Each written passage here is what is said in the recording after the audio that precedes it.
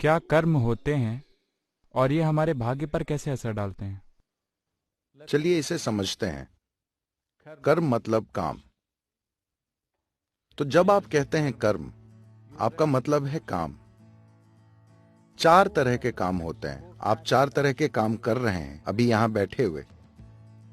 आपका शरीर जो कर रहा है शारीरिक काम, आपके मन में कुछ चल रहा है मानसिक काम, आप में भाव आ जा रहे हैं भावनात्मक काम, आपकी ऊर्जाएं कुछ कर रही हैं ऊर्जा काम। काम के ये चार आयाम होते रहते हैं आपकी जिंदगी के हर पल, चाहे आप जाग रहे हों या सो रहे हों, ये होते रहते हैं। आज सुबह से लेकर, यानी जब से आप जागे हैं, मैं उस वक्त की बात नहीं कर रहा जब आप सो रहे थे, जिस पल से आपकी नींद खुली तब से अब तक इन चार तरह के कामों के कितने प्रतिशत हिस्से के बारे में आप जागरूक थे? यह सवाल है। आपको क्या लगता है कि कितने प्रतिशत हिस्से के प्रति आप जागरूक थे सुबह से लेकर अब तक इन चार कामों में? 1% से भी कम, है ना? तो आपके 99% से ज्यादा कर्म यानी काम अचेतन है। मान लीजिए मैं अनजाने में कुछ उठाकर ऊपर की तरफ फेंकने लग जाऊं और वो सामान आकर मेरे सिर पर ही गिरता रहे, तो मुझे लगेगा वो आसमान से गिर रहा है, क्योंकि मुझे पता ही नहीं है कि मैंने वो सामान फेंका है।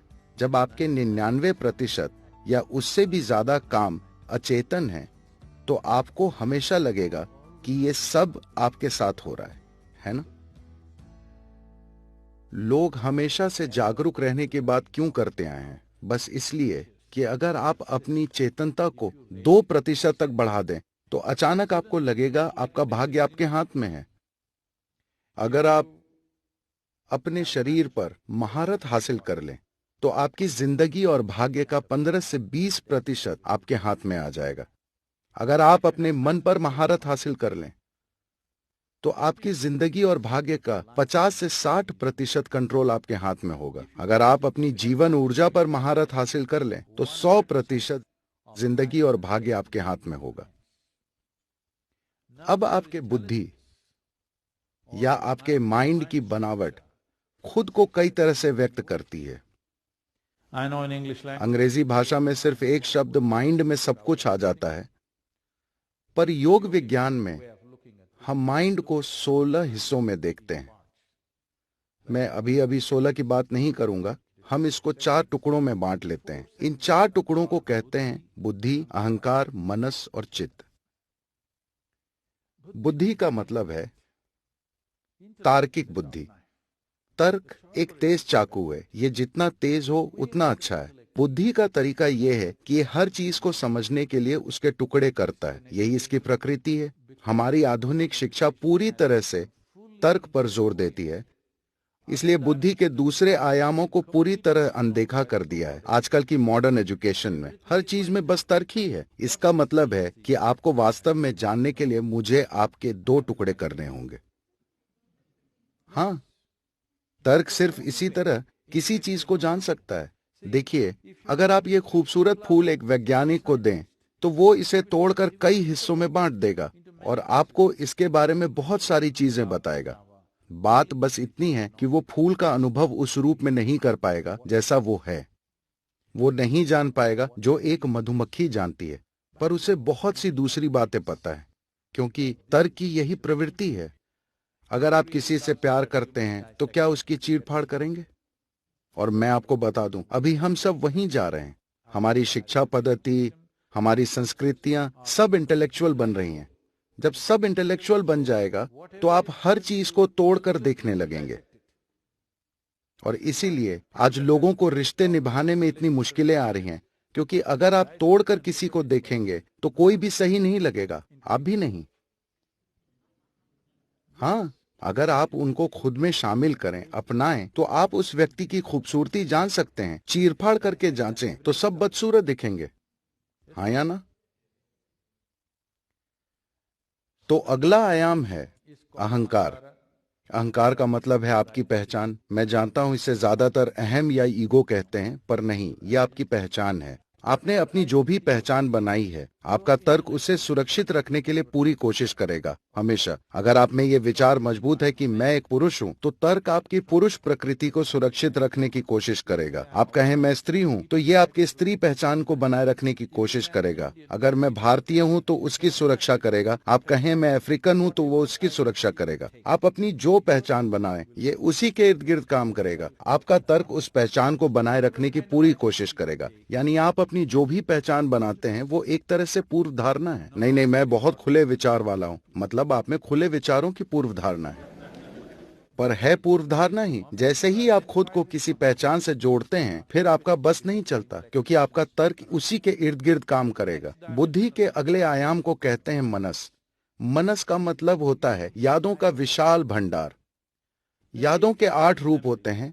मैं उन सभी की बात नहीं करूंगा, पर यह तो साफ है कि मनुष्य के विकास से जुड़ी यादें मौजूद हैं।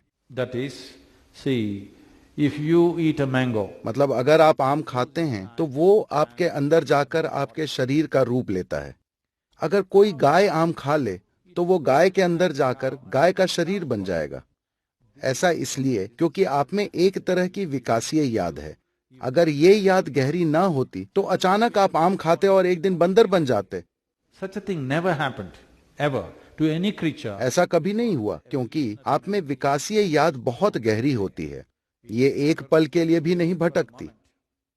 आप अपने मन में बहुत सी चीजें सोच सकते हैं, पर आपकी विकासीय याद पूरी जिंदगी में एक पल के लिए भी नहीं डगमगाती। आप कुत्ते का खाना खा लें तो कुत्ते नहीं बन जाएंगे, है ना? अगली है आपके वंश की यादें। हम जब भी याद कहते हैं तो हमें लगता है वो यहाँ है। नहीं, आपके शरीर की हर कोशिका में, आपके दिमाग में बसने लायक याद से करोड़ों गुना ज्यादा यादें मौजूद हैं। आपको याद है आपके दादा के दादा के दादा कैसे दिखते थे? नहीं याद, पर उनकी नाक आपके चेहरे पर मौजूद है। वो मौजूद है। लाखों साल पहले आपके पूर्वज कैसे थे, ये आपके शरीर को आज भी याद है ना? आप आज अफ्रीका में रह रहे हैं, पर उससे याद भ्रमित नहीं हुई। आपकी त्वचा का रंग भी नहीं बदला, वो भी वैसा ही चला आ रहा है। अगर आप यहाँ लाखों सालों तक इसी तरह रहते रहे तो भी इसको याद रहेगा आप कैसे हैं। यही जेनेटिक मेमोरी है। तो सचेतन यादें होती हैं, अवचेतन यादें और अचेतन यादें भी होती हैं। यादों की कई परतें होती हैं, लेकिन यादों का एक विशाल भंडार है। अगर याद और तार्किक बुद्धि एक दूसरे से अलग हो जाएं, तो तर्क किसी काम का नहीं रहेगा। आपका तर्क सिर्फ इसलिए स्मार्ट लगता है क्योंकि उसको लगातार आप में मौजूद यादों से मदद मिलती है। इसलिए आजकल स्मार्ट होने का मतलब है जब आप अगली डिनर पार्टी में जाएं तो आपको क्या करना है। आजकल सब यही कर रहे हैं। वो इंटरनेट खोलेंगे और वे गूगल पर गैलेक्सी G65 के बारे में पता लगा लेंगे। इसके बारे में कोई डिटेल किसी को नहीं पता कि वो गैलेक्सी है भी या नहीं, पर उसकी कोई जानकारी, जैसे वो कितनी दूर मौजूद है, कितने लाइट ईयर की दूरी पर है, और वे डिनर पार्टी में यूं ही बोल पड़ेंगे। क्या आपको गैलेक्सी G65 के बारे में पता है? लोग इसी तरह से स्मार्ट लगने लगे हैं हर दिन। बिना यादों के आपका तर्क किसी काम का नहीं है। इसलिए हम हर वक्त नई यादें इकट्ठी करते रहते हैं, क्योंकि बिना यादों के आप दूसरे लोगों के सामने बेवकूफ नजर आएंगे। पर ज्ञान का एक और आयाम भी है जिसे चित्त कहते हैं। उसमें यादें बिल्कुल नहीं होती, उसमें याद का नामो निशान नहीं होता। ये शुद्ध बुद्धि है। यादों का क्या मतलब है? आपकी सभी सीमाएं आपकी यादें निर्धारित करती हैं। आप कहते हैं ये मेरा देश है। कैसे? आपने अपनी याद में ये बसा रखा है। आप कहेंगे ये मेरा शरीर है। इस शरीर का ढांचा और बनावट सिर्फ इसलिए है क्योंकि वैसी यादें इसमें बसी हुई हैं। हाँ या ना? आप मेरी बात समझ रहे हैं? अभी ये इंसानी रूप ले रहा है। हम इसमें जो भी खाना डालते हैं वो इसी इंसानी रूप में बदल जाता है, क्योंकि इसमें एक तरह की याद है। ये कभी हाथी नहीं बनने वाला। आप कोशिश करके देख सकते हैं। लोग कोशिश करते भी हैं, पर नहीं हो पाता, क्योंकि हमारी यादों की एक बनावट होती है और एक सीमा होती है। किसी भी तरह की सीमा के बारे में आपके विचार सिर्फ आप में बसी यादों से ही तय होते हैं। लेकिन आप में एक ऐसी बुद्धि है जहां कोई यादें नहीं होती। अगर आप उस बुद्धि को छू लें तो अपनी सीमाएं बढ़ाने की ये चाहत गायब हो जाएगी, क्योंकि आपको ब्रह्मांड तक अनियंत्रित पहुंच मिल गई है। योग में योगियों के पास इसे व्यक्त करने का शरारती तरीका है। वे कहते हैं कि अगर आप अपने चित्त को छू लें तो भगवान आपके गुलाम बन जाएंगे। ये इसे कहने का शरारती तरीका है।